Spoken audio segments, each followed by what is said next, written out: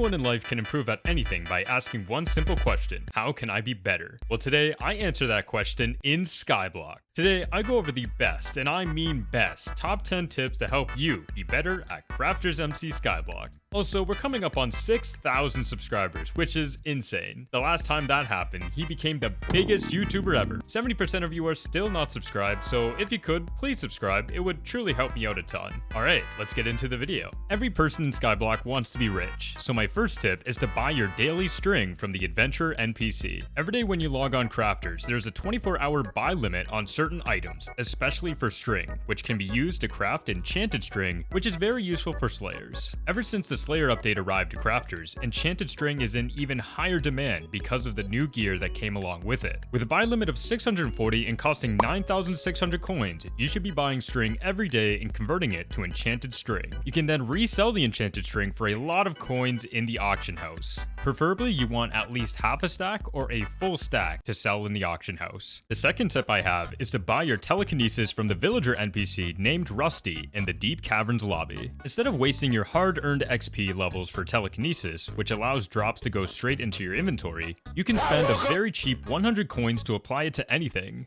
If you're starting out, the first time you interact with Rusty, you get your first Telekinesis upgrade for free. The third tip is something I think all new players should be doing, which is using the zombie pickaxe for free haste 2. When you're starting out, you obviously don't have the miner set, which gives you permanent haste 2. However, with the zombie pickaxe, you basically have the miner set with a little bit of juggling. All you have to do is touch an ore of any kind and you'll get haste 2 for 5 seconds. Now all you have to do is switch over to your good pick and mine cobblestone, then it's rinse and repeat. Just keep switching back and forth to keep your haste 2 active. With this method, you can work 3 times as fast to get your miner set quicker than if you were to mine cobblestone regularly. The fourth tip is to complete the daily quests for XP and coins. If you need coins, then doing some of the daily quests offered by Explorer Zach in the lobby can easily get you some easy coins and XP. You can get them done in very little time and helps towards your Skyblock skills as well. If you don't need the resources you got, you can also sell the resources that you gathered from the quest for even more coins as well. The fifth tip is something that is very useful for farming slayers, mobs, and within Fertile Valley: the lobby switcher. Crafters added the hub selector within Skyblock, which allows you to warp to a completely new hub with no players in it. There are usually 20 hubs you can select from, and by doing so, you can farm to your heart's content. Is everyone stealing your kills for slayers? Switch to a lobby with no players. Want wolf slayers all to yourself? Switch lobbies. People stealing all the wheat, potatoes, and pumpkins in Fertile Valley?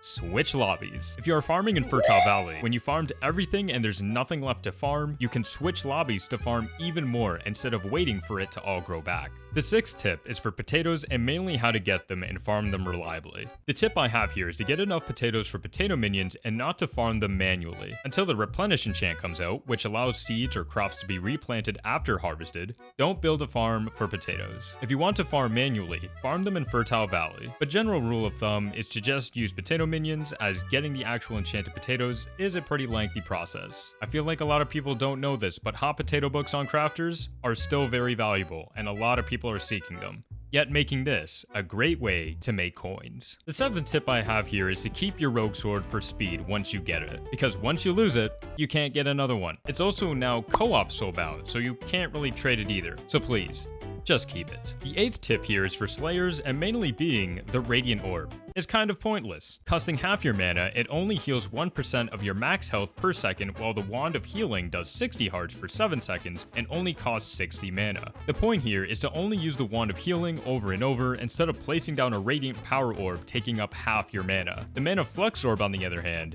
is goated, and you should be placing that bad boy down, if you can get one. You're broke!